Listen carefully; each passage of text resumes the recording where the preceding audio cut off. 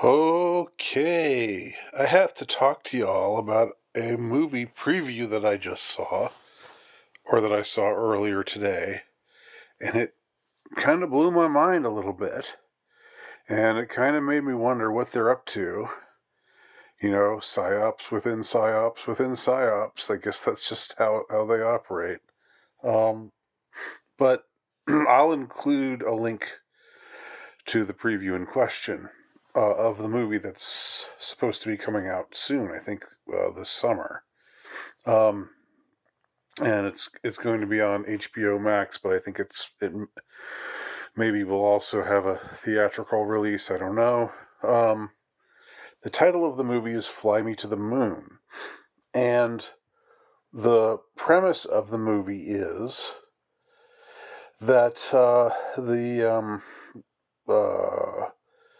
the people in charge of the moon, the effort to get a man on the moon missions, they're kind of struggling.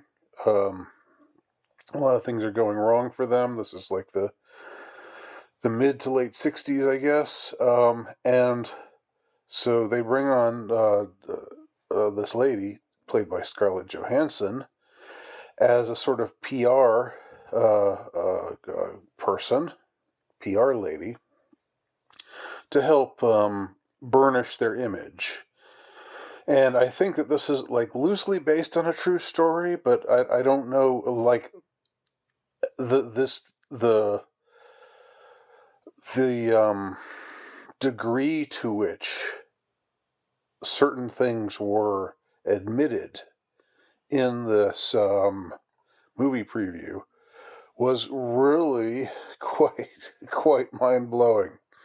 Let me just try to unfold it for you.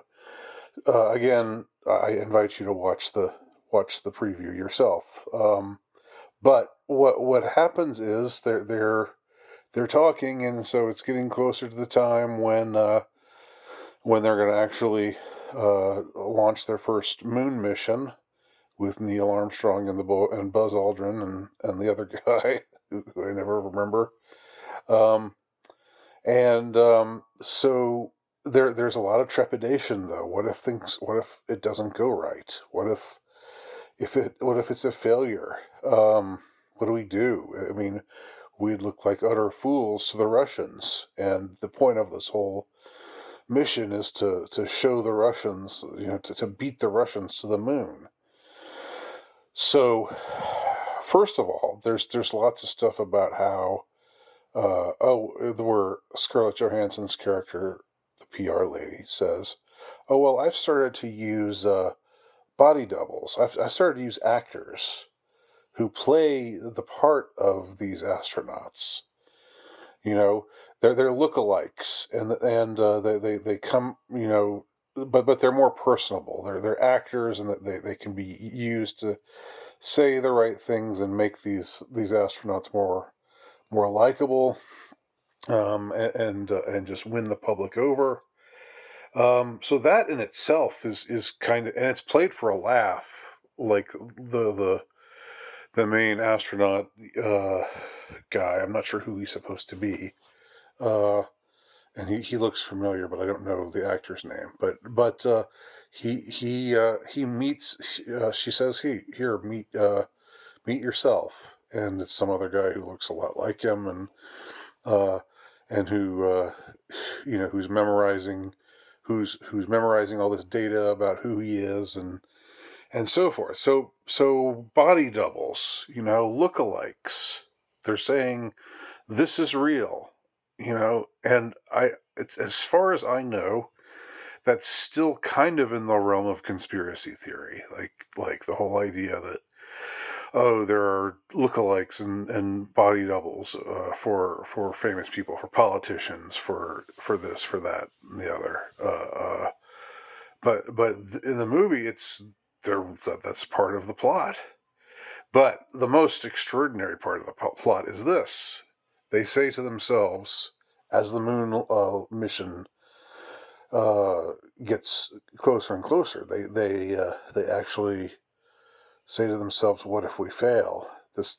we can't fail. We can't let the world know that we failed. So they have this lady, hire a bunch of people and create a set where they have they're gonna have, if the moon mission fails, that they're gonna send the TV feed to this set, which is meant to replicate the surface of the moon. And there's a model of the LEM, or whatever it is, the thing that lands on the moon, supposedly.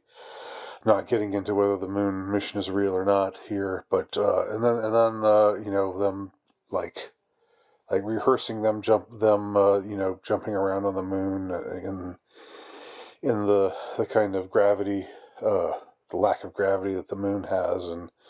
And it's like, this is our backup plan. you know if our boys don't make it to the moon, if that mission fails, this is our backup plan. We're going to have their lookalikes go we're going to show their lookalikes frolicking on the moon on this set. And that's just like, I mean, if that's really, if this is like a revelation of the method kind of deal, albeit, how many years later, like over 50 years later, still, it's pretty, it was pretty mind-blowing to see this in a mainstream movie with mainstream actors. And all this is in the backdrop of course, there being greater doubt among many, as to the veracity of the actual moon missions, whether they actually happened or not, in addition to, doubt about a whole bunch of other things. So, and the last thing, what's really crazy about this preview is the last thing, they're kind of having trouble with the actors on doing their playing their role correctly on the moon, and a lot's going wrong. They're running into each other. They're falling down. And Scarlett Johansson's character says, "Oh, I knew we should have gotten Stanley Kubrick to do this." And then it breaks, and then it goes to the title, and so they even make reference to the Stanley Kubrick theory, whereas that the whole idea of that Stanley Kubrick orchestrated the moon landing. It was his special effects that made the world think that men had landed on the moon. For most of the time, for most of my life, there wasn't even an acknowledgement of that in, quote, respectable circles. Now you're seeing it talked about in a major film. I mean, I think this just represents a major turn, that they're willing to admit to stuff, even if, that they could say, "Oh, well, this is just a movie. This is just fictional. This didn't actually happen." There's something about like the sacredness of the moon mission, what that represented to so many people. Western ingenuity, American stick-to-itiveness, and grit, and the right stuff, as it's called in that book that was also made into a movie, and all of that. And now doubt is being cast on the veracity of it, at least to the extent that I'm sure that in the movie they actually do land on the moon, and the decoy proves to be unnecessary. I'm sure that'll be the how it plays out. But still, to admit that there is this decoy, that they're planning to dupe everybody if necessary, is just like, that's just crazy. I mean, that's just part of me just that just strikes me as crazy, that this is the turn they're taking now.